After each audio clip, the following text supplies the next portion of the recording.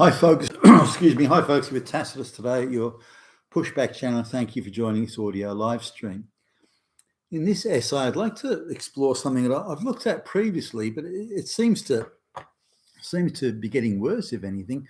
And this is the dynamic between a few things that are pulling in what appear to be opposite directions. So, on one hand, we've got mass immigration to the West of unskilled labour.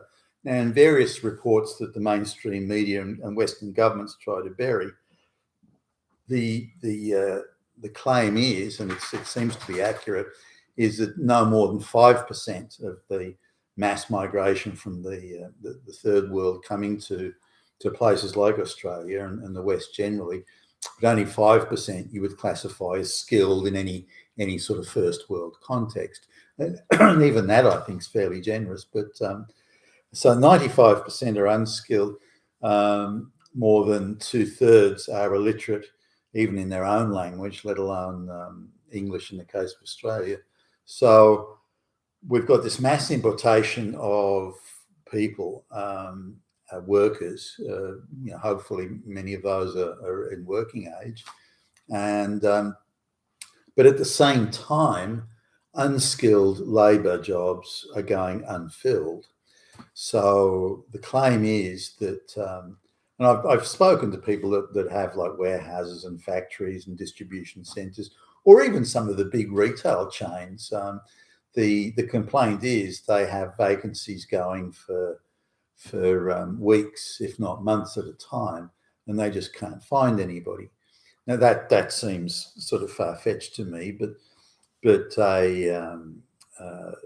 some people we know, their daughter works as like an admin person in a factory, and she claims that they're running adverts for 6 to 8 weeks, 10 weeks at a time to hire just like a factory hand, just the general duties sort of hand to sweep the floor here or move a few cartons over there, that sort of thing. And now this is paying pretty much the minimum wage. So, but they're saying that it's taking forever, and they're so desperate that they have to take intellectually challenged people who again, the government subsidises part of their pay and that sort of stuff. So, so this is the lengths that they'll go to. Now they don't want to do that, but they're saying they have to. Now, this is even areas that are sort of outside the metropolitan areas, sort of, not quite rural, but certainly out of fringe, semi-rural type thing. So these are supposed to be real problems. They just can't get the low cost labour. Now, there are various reasons for this, because the wage for this entry level work is about 60%, give or take, of the average wage. So, so if you want to have even a modest apartment or something like that, and run a car or a motor vehicle, then you're not going to be able to do that on that sort of money. You won't even be able to afford to pay the rent, let alone run a vehicle or pay the electricity and buy clothes and all the other things that you need to exist day to day. So my assessment here is that they can't, that those jobs, they're subsistence jobs. It's equivalent of a subsistence rural farmer living in some third world country. These are jobs that simply don't pay enough. So nobody wants them. Now, you have to live in a communal situation if you're going to get by. So even in a small apartment, say a compact 2-bed apartment, you still need 3 or 4 incomes, and you'd have to share the motor vehicle if you have. Now, if you live near good transport links, that's different. Or if the factory jobs are near good transport links, that's again different.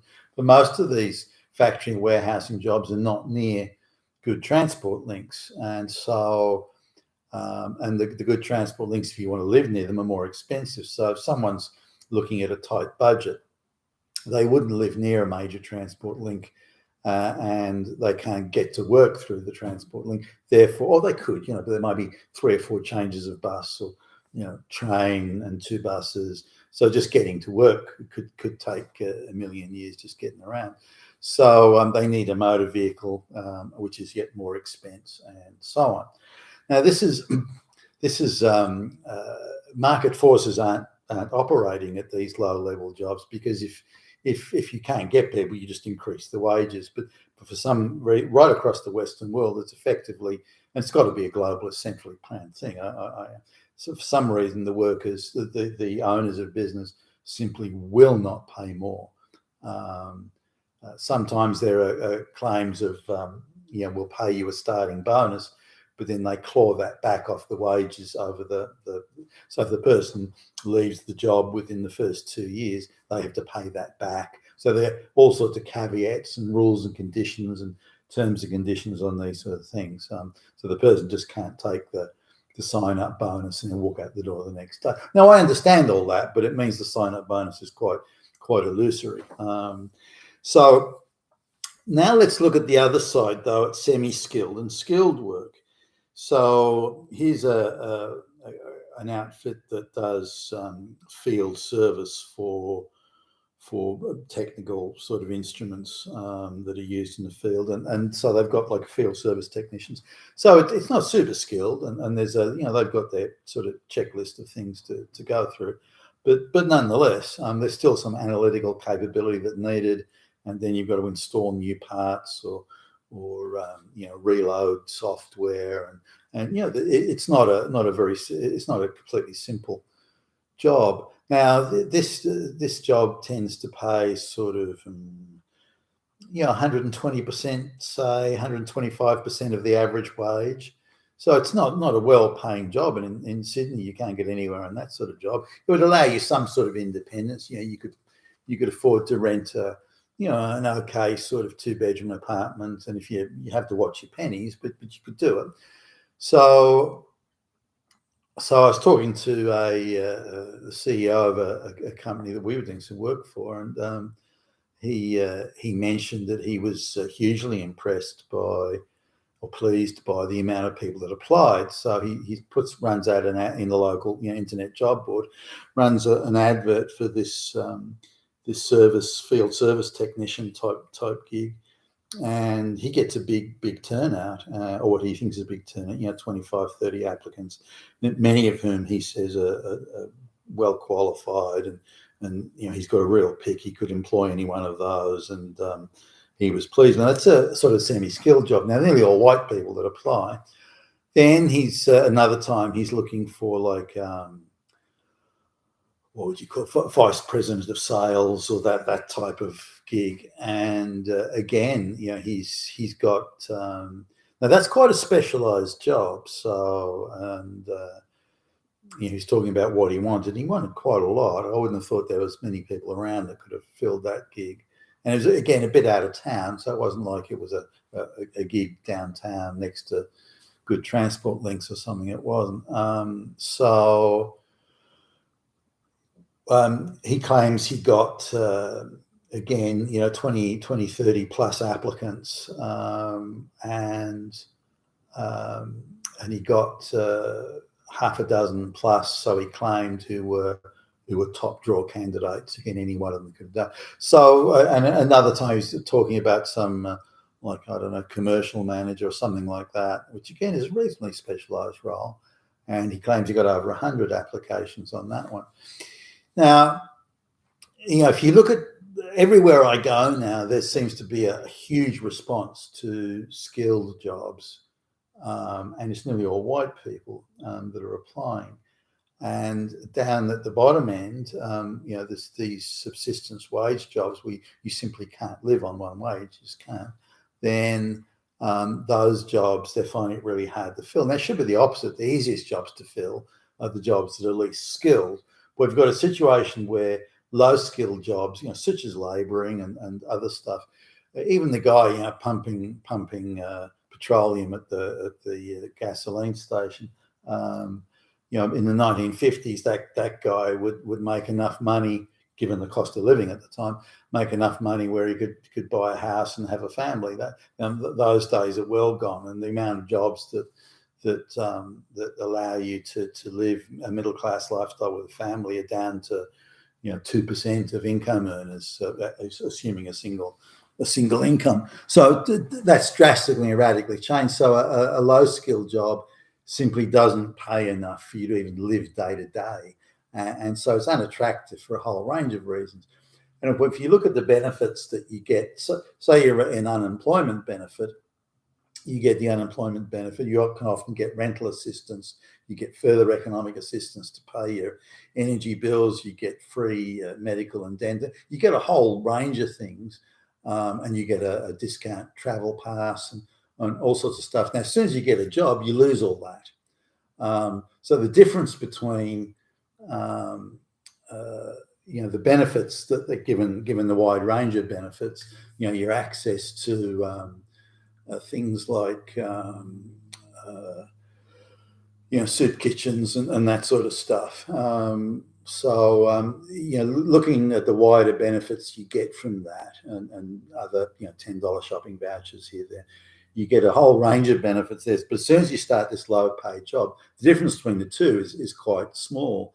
Then when you look at the added cost of the travel and the time, so you may in travel, so you may have to work a 45, 46-hour week to make just a few bucks more than if you're on the benefits. Now, some people say, well, that's no problem. Just cut the benefits, make those motherfuckers work. But that's hard. That's hardly the issue. If market forces were at work here, if market forces were operating, then wages would naturally increase relative to cost of living.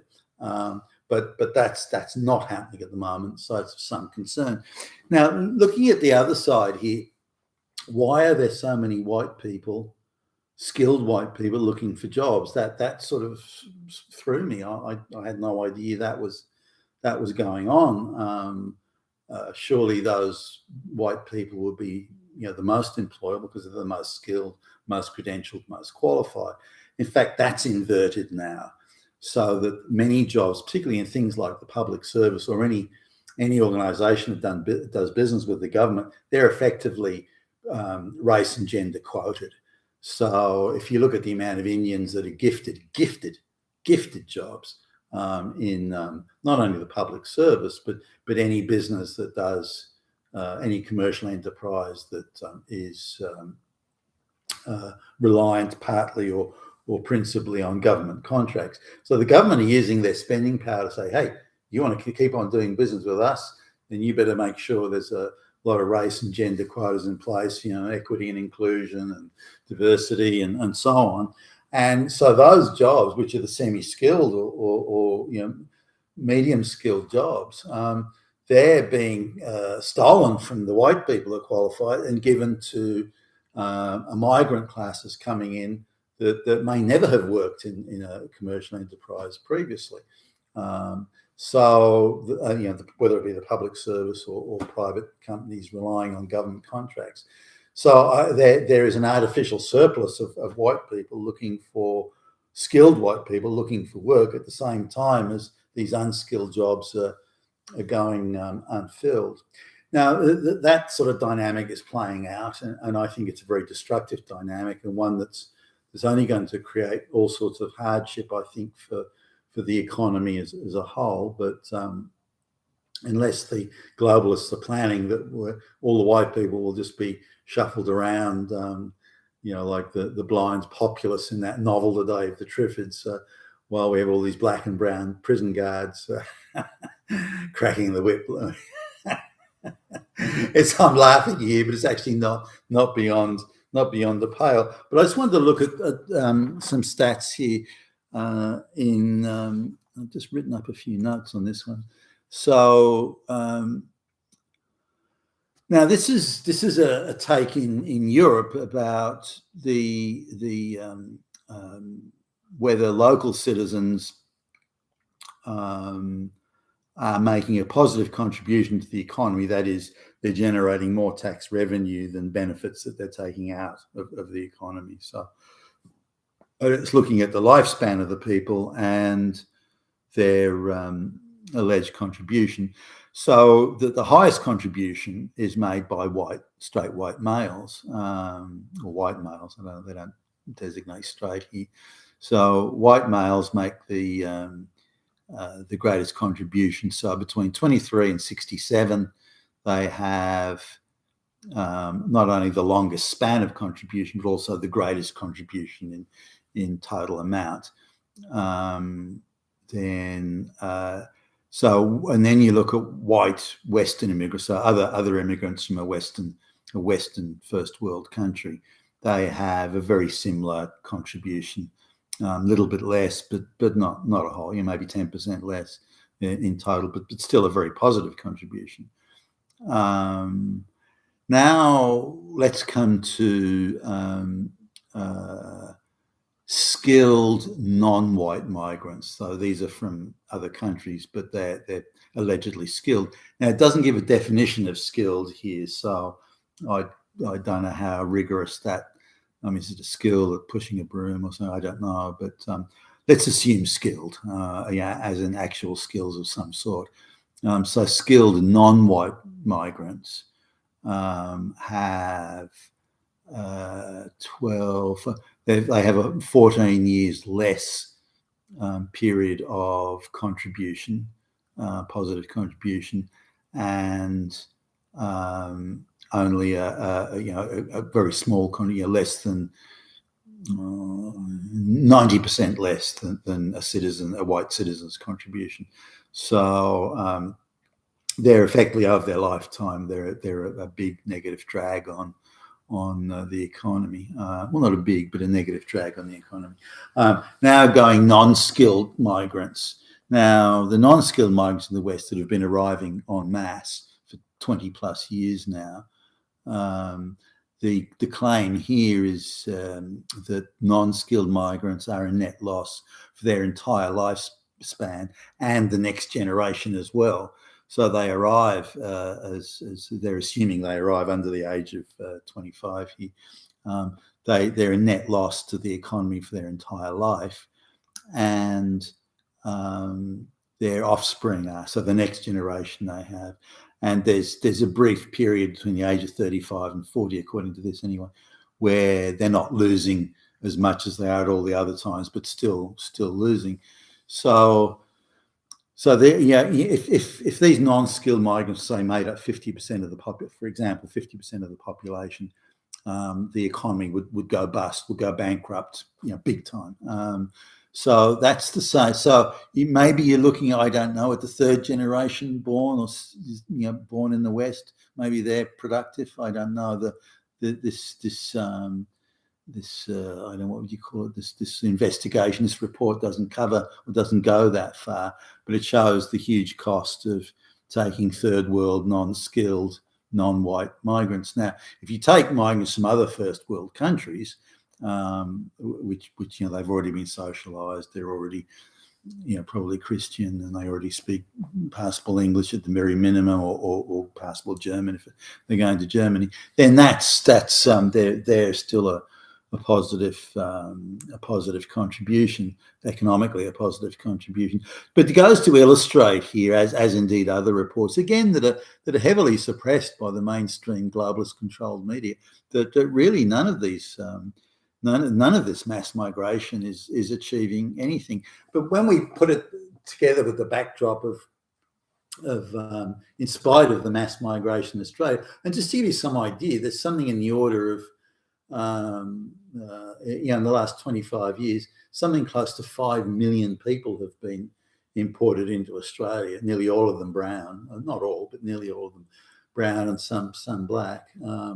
And yet still the jobs for the, pushing a broom in a warehouse or something, they can't fill those jobs. And those migrants are people that are prepared to live 10 people to a 2-bedroom apartment. They are prepared to do that. So they could work those jobs. So this sort of suggests to me, at least, that there needs to be a rethink of, if you're going to make the migration, the mass migration thing of illiterate third world peasants, if you're going to make it work and function with benefit to the Western economies, which it clearly is not at the moment, then this idea of guest workers that are here for a certain amount of time and providing special cubicle accommodation for these guest workers that already come from a third world country. It's no good saying, oh, look at this small cubicle, this is terrible. Well, where's the 5-bedroom waterfront mansion? Like they're entitled. No, they're not entitled to that anyway. Stop being silly about this. They've come from a third world country where just getting enough to eat every day is a major achievement. When they come to a first world country and they get a bed with clean sheets and that they get 3 meals a day, that in itself is a massive increase to their standard of living.